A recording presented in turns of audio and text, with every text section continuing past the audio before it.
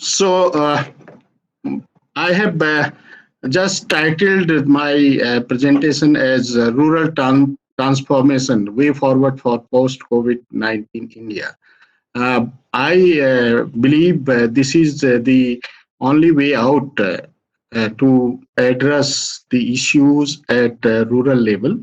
Uh, as we know, India still is a rural setup. We have nearly 68 or 69% population, which is rural, in fact, and nearly more than 70% of our workforce comes from rural setup. But we know in last few decades, the accelerated and unplanned rural to urban migration for better livelihoods that has been, we all were witnessing this. Due to this, the growing pressure on urban amenities was there. In huge pressure was there, and rural youth were forced to live in urban slums. This was the scenario. And at the same time, at the regional level, we were being blamed that India, with large population and rapid urbanization, is was making pressure or making urban explosion in Asia, thereby affecting Asian development in 21st century. So this was the scenario. Then this COVID pandemic came up, and we all know that we live in an uncertain world. Our life is uncertain. We all know, but these uncertainties further galore in such conditions as as under current scenario of COVID-19. And we all have rather a blurred picture of path ahead. Although we are making presentations and we are deliberating on COVID situation, but internally we are not sure what will happen. And we witnessed in last 65 days, we witnessed disruption of dependent global supply chain. The global supply chain where we have become so much dependent on global supply chain over the years, and during this situation or this COVID pandemic, we witnessed that entire global supply chain was disrupted. This was simply reflected that when this COVID situation emerged, we were not having adequate number of masks with us. Sanitizer was missing from the market because we were dependent on other countries or other agencies. So that way, such disruption we have witnessed. Markets failed, and weakening of social relationship. We all saw through the media, we have seen what has happened in India. So all this has happened under this uncertain situation, which aggravated under the COVID. So unprecedented mass return of people from urban centers to rural areas. So this is the new emerging scenario. Earlier we were thinking the migration, for example, if I take example of Himalaya, migration from hills to the plains or urban cities was supposed to be a challenge. And today we are facing a challenge that these returnees who are coming from urban centers in masses, and how to cope with this situation. This is the emerging challenge. So, as I indicated, the title of my address is on rural transformation. I believe if we make some transformation in rural situations in India, we can make a dent. Let me say, what is the essence of rural life? Those who come, all of us who come from rural backgrounds, we know what is the essence of life in rural areas.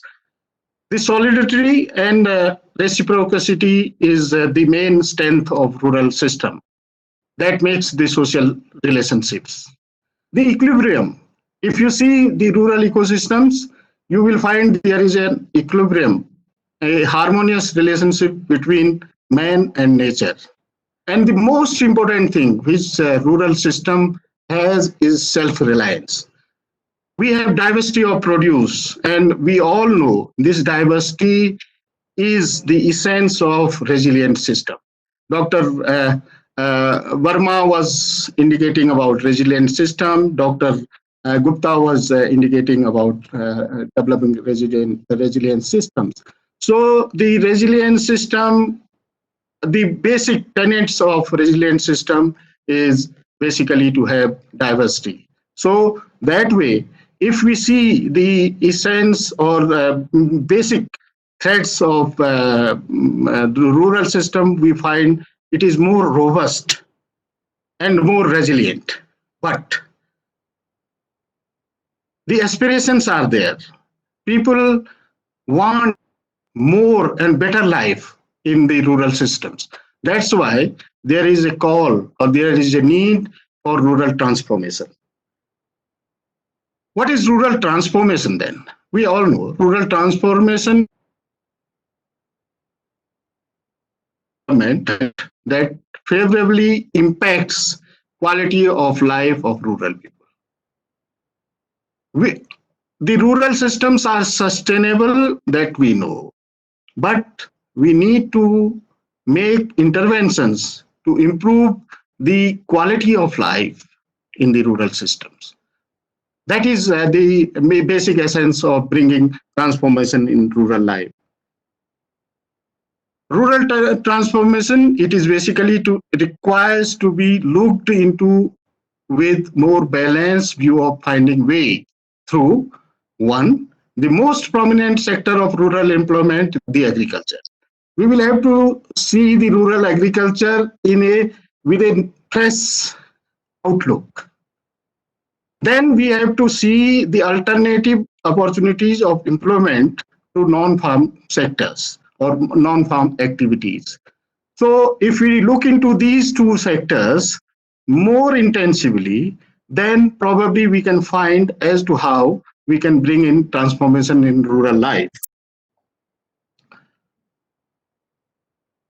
And here comes, we need to dream for smart villages. Rural areas and communities which build on their existing strengths and assets as well as develop new opportunities. Traditional and new networks and services are enhanced by means of digital, telecommunication technologies, innovations, and better use knowledge for the benefit of inhabitants and businesses. This is what is required to bring in transformation in rural areas. Now, since I belong to the Himalayan region, I represent an institute which is dedicated for Himalayan studies. So I am contextualizing the rural transformation with respect to the Himalaya. We all know the Himalaya is a global asset for food, energy, water, culture, biological diversity. With respect to India, Himalaya ensures ecological and economic security of our nation. So that respect, Himalaya is very important. And also, Himalaya is fundamentally a rural setup, rural landscape. But there are some challenges. And Indian Himalayan region has been witnessing some unprecedented changes in last few decades. One major aspect, if we see the demography of Indian Himalaya, distribution of distribution of human population in Himalaya, then we find there is unequal distribution of population. Only 20% of Indian Himalayan region is highly, or I would say more populated. This 20% of area is with human population beyond capacity or beyond carrying capacity, whereas 80% area in Indian Himalayan region is having negligible population. So this is the basic scenario.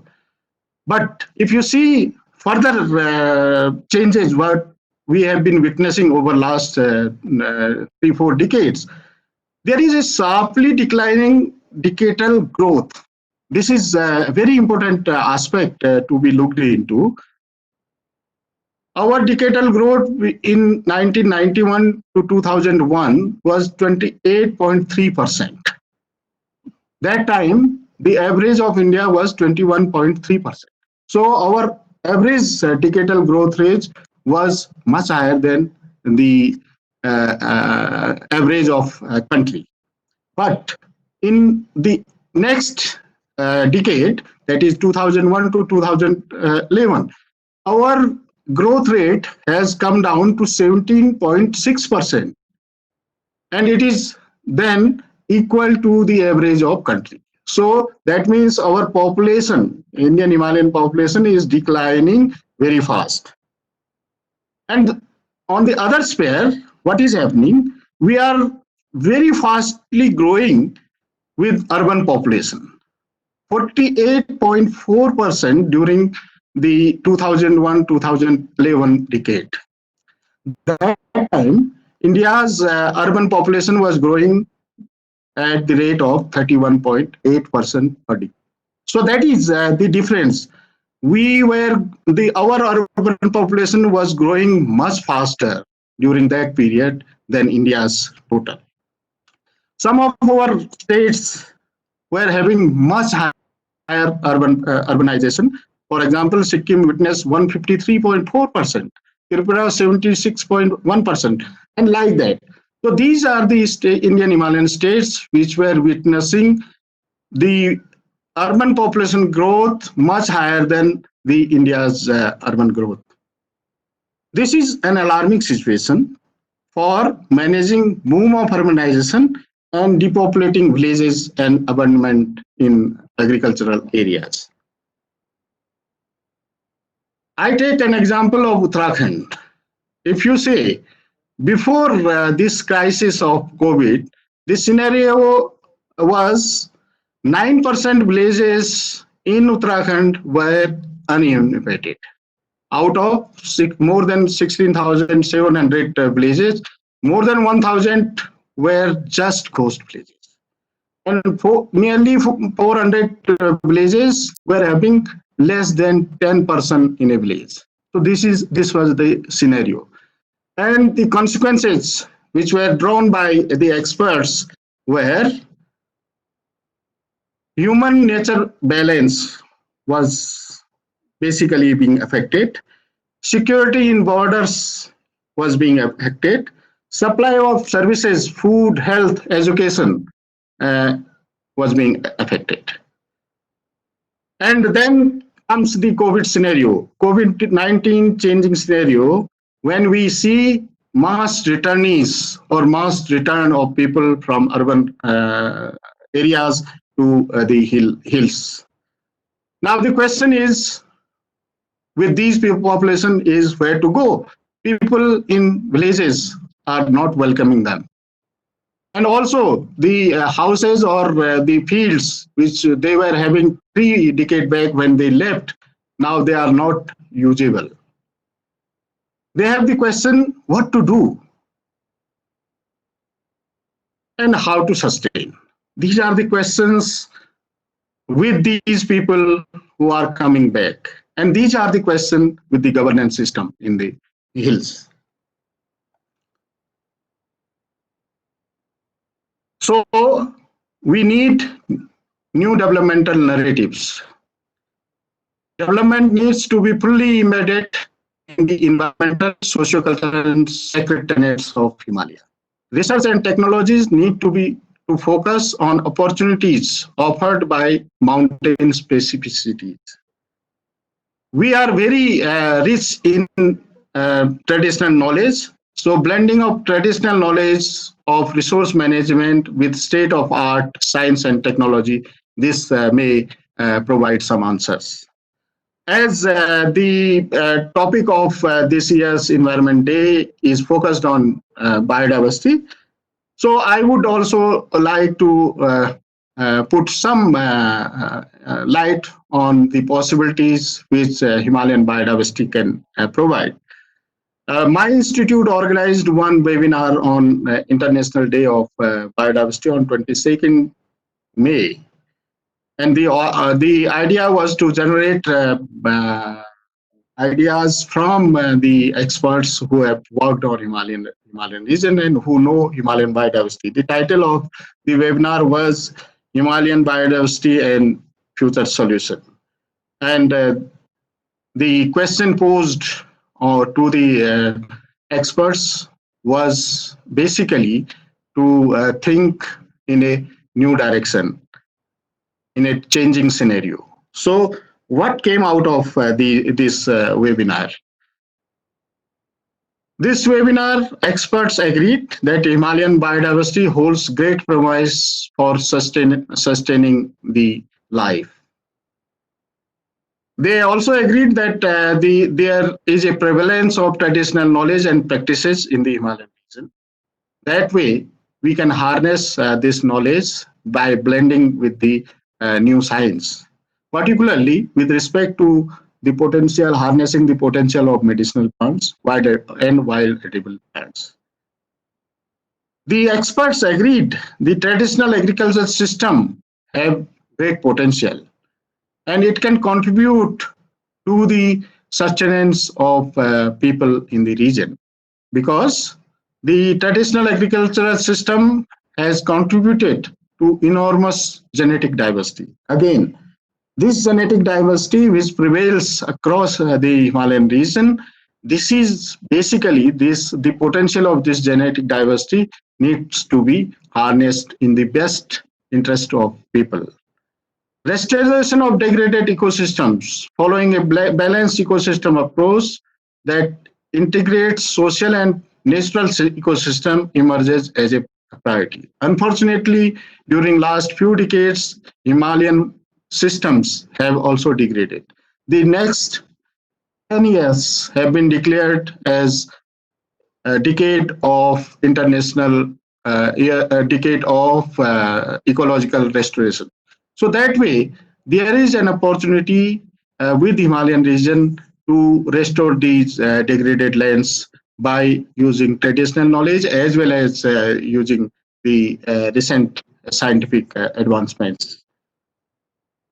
The experts of this webinar suggested there is a need for promotion of nature-based solutions because if you ask anybody about Himalaya, what you know about Himalaya, he will say Himalaya is a wilderness area, Himalaya is sacred area. So that way, Himalaya is blessed. Agreed that there is a huge need for promotion of nature-based solutions, which requires adoption of landscape approach. They suggested urgency to map the skills and capacity of returnees. Those who are returning planes, their skills need to be mapped, that need to be surveyed, and accordingly they can be suggested, they can be provided for different kind of livelihood generation activities. And as it was being indicated by earlier speakers, that Himalaya provides huge opportunity for promotion of green entrepreneurship. And it was indicated by experts that Himalaya is suffering hugely from human-wildlife conflicts, which requires appropriate interventions. Otherwise, our interventions in agriculture, our intervention in other green skills would be futile. So these were some messages which emerged from the webinar and which can provide alternatives for livelihood to the people in the Himalaya in the post-COVID scenario. Agriculture, as it was indicated, that agriculture is the main stay of Himalayan people. Still, they are dependent on this. And there are some statistics which indicate that the Himalayan agriculture is not only basically for sustenance, but it can also be promoted for income generation. Say, for example, 15% of India's rural population is in Himalaya. 8.7% of country's total agriculture land is in Himalaya. 15.7% of agricultural households live in Himalaya. And 17.2% of total horticulture area and 18.6% of country's fruit production, horticultural production comes from Himalaya. But hill farming system is in transition and it is threatening the sustainability of Himalayan people. So, what should be done? In that respect, being a researcher, I have drawn a few slides based on our own research. Science and technology interventions can improve this situation. Let me cite an example. This is the work which we conducted as a global team, and my institute coordinated this particular work on pollinators and pollination deficits for the country, India. And the final output, which was published in Science, that indicates the improvement of crop yield through enhanced biodiversity may be a sustainable pathway to greater food supply. Meaning that even if you don't provide any other incentive or other interventions to the field, if you maintain the wild biodiversity along the fields or the crop fields, the pollinator dependent crop fields, then we can enhance our production and we can fill in the yield gap by 24%. And this is huge gap filling. So only through this particular intervention, this doesn't require any input from our side. But if you can maintain the wild biodiversity along the fields, that can fill in 24% of our yield gaps. So this is a huge contribution, and that way, if we can propagate this idea to the farmers, and particularly for smallholder farmers, this was more impressive output. So that way we can make the production or yields or improve the yields from our fields. Then, as I indicated, the genetic diversity of Himalayan crops, which is neglected and underutilized till date. The underutilized food crops can maintain genetic diversity and increase food and nutritional security by offering higher resilience to climate change. So this is new dimension which is emerging from the region, and we need to harness this particular potential. Then another example, this is about wild edibles. While our food system is basically dependent on 15 to 20 crops, we have huge base of food plants available in the wild.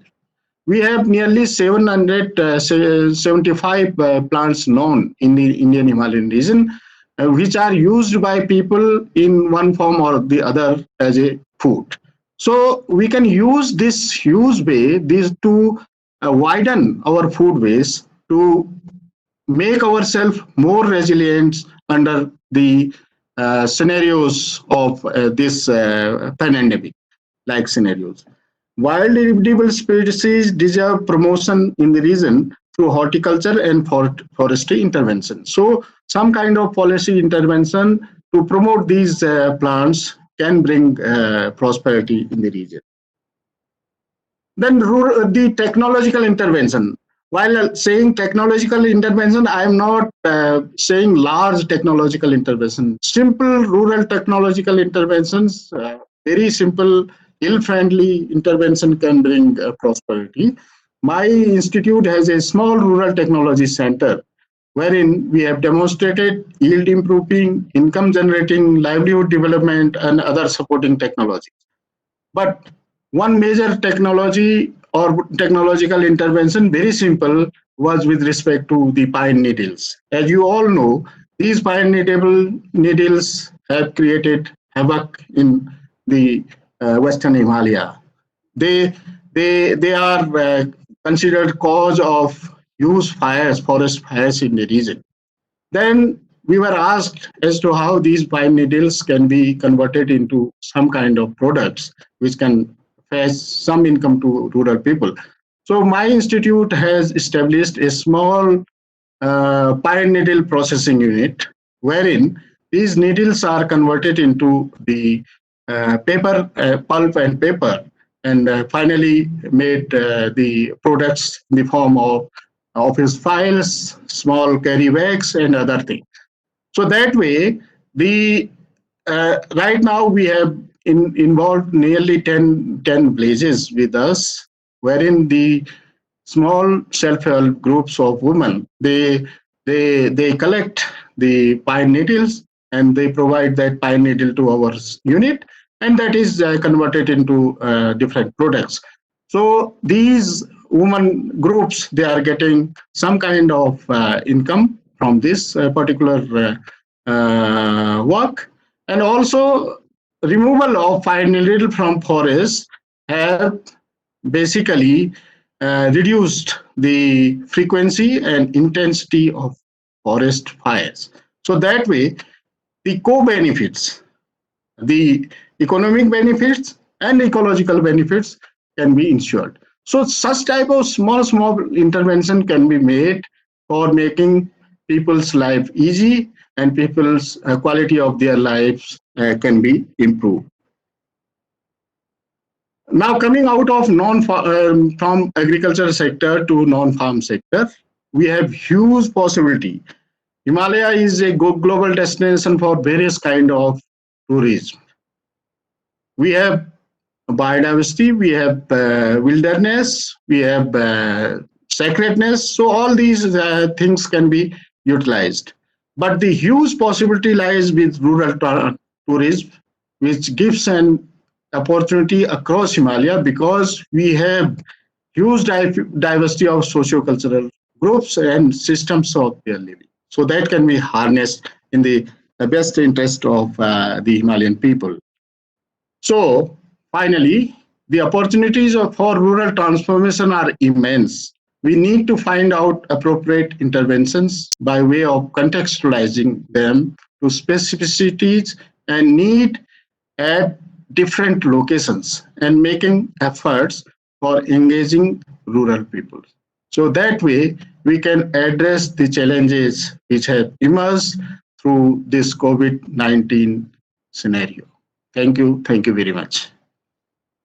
So this is what I wanted to share, and finally, I place my thanks and to all the organizers for providing me this opportunity, and I would be witnessing the address or keynote address from Professor Kohli, who happens to be the chairperson of my institute's selection board, as well as he is part of my institute's governing body.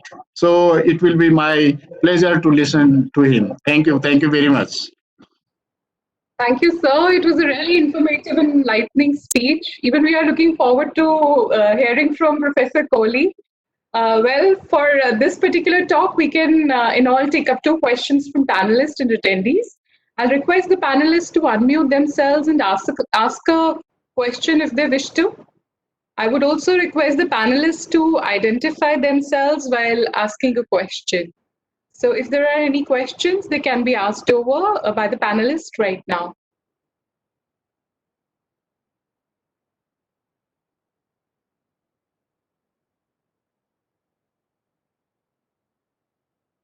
Hello, Diksha. Hello, Diksha. Yes, ma'am.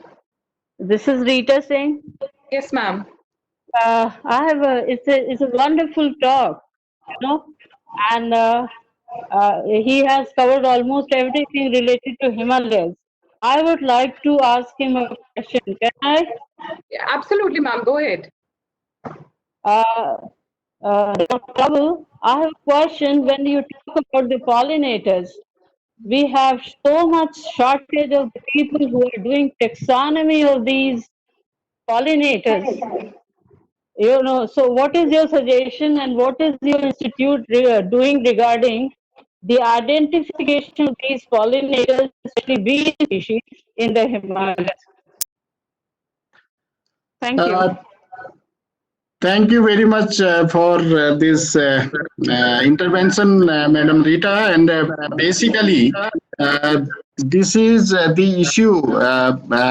Probably we need to address at national level because while working with this particular pollinator project, I also faced so many questions in the international forum regarding the taxonomy of or authentic identification of pollinators.